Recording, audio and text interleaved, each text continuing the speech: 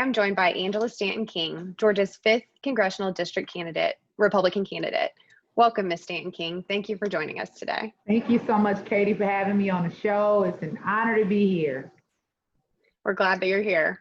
Before we kick off, I want to remind our audience that this is a nonpartisan organization, and as a nonpartisan organization, Georgia Farm Bureau cannot and will not endorse candidates or tell our members how to vote. Instead, our hope is that this video series, paired with additional resources on our iFarmIVote website, will serve as a valuable resource for our members and the greater ag community in the state, and will allow for them to make informed decisions as they head to the polls this fall. This video series will feature our congressional candidates, and we've made the same opportunity available to each and every individual pursuing office in those 14 races. Ms. Stanton-King, thank you again for taking the time out of your day and your busy schedule to join us and allowing us to get to know you a little bit better. Let's get started. Thank you so much.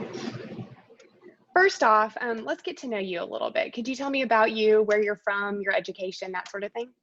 Well, I'm originally from Buffalo, New York, but I was back and forth in Atlanta, Georgia my entire life. My mother and my grandmother, they lived here, so I would go to New York and visit my dad, and then I come back here in the summers, and I've been here permanently ever since I was 15 years old. My background in education is a bachelor's in psychology. I'm in the class of 2020, woohoo! I only have 2 more months to go.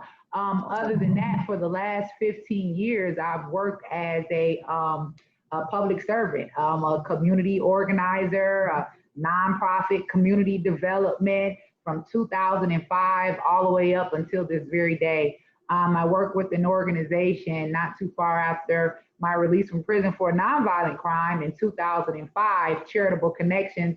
And since then, I was able to work with them and help to create nearly 500 nonprofit organizations throughout the state of Georgia. So I'm really excited about that, excited about all the work that I've done prior to ever even thinking about running for office. It has kind of always been my heart to help the people.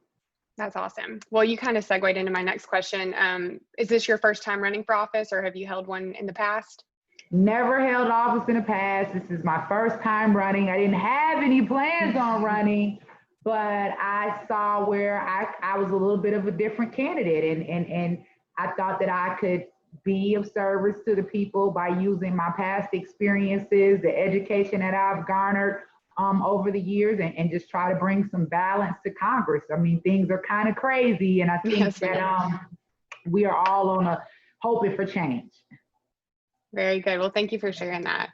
We're going to move into some ag questions now. As the state's largest and strongest voluntary ag organization, Georgia Farm Bureau was founded back in 1937 to be a voice for our farmers in the legislative arena, both in DC and in Atlanta.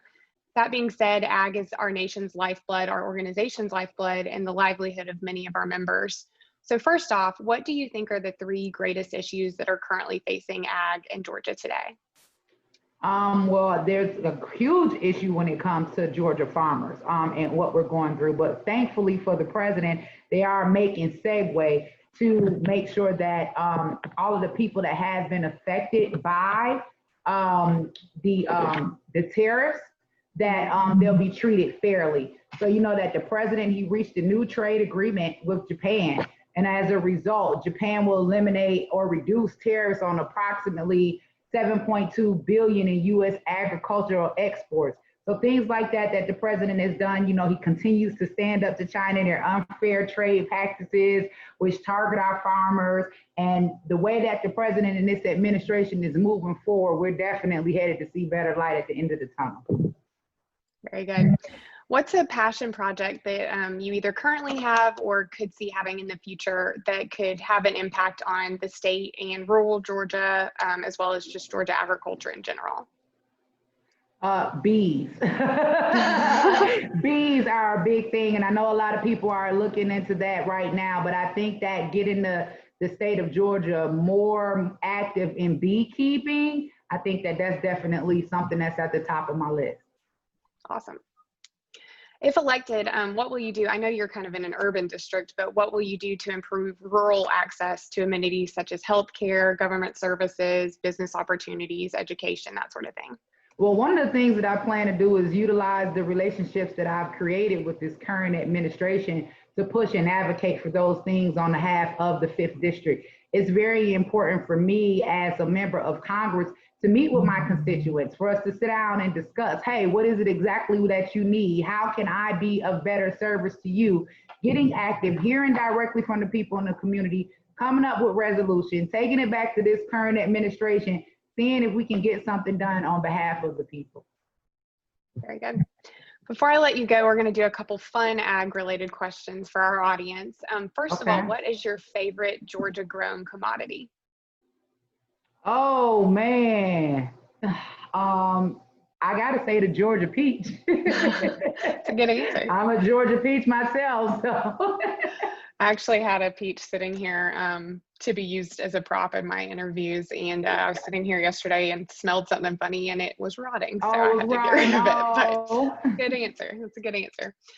We're fortunate to have an abundance of Georgia-grown commodities, like you mentioned, the Georgia peach, blueberries.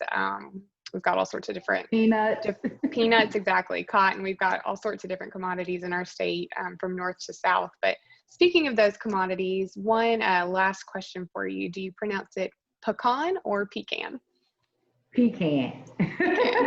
You know what? Every single person I've talked to. People pronounce it pecan. I guess it's where you're from, but for me, it's pecan. Everyone said it the same way. I grew up calling it a pecan, but I am definitely in the minority from what I've learned. So, yeah. Well, I appreciate you joining us again today and taking the time to visit with us and let our members get to know you a little bit better. The I Farm, I Vote initiative goes beyond our Georgia's active farmers and rural citizens. You know, like I mentioned, you're in an urban district, but the I Farm, I Vote initiative has the opportunity to reach your constituents as well, because each and every citizen of the state is impacted by agriculture, which is our state's #1 industry. So thank you again for taking the time and understanding the importance of Georgia ag and discussing it with me today. And best of luck with the rest of your campaign. Thank you so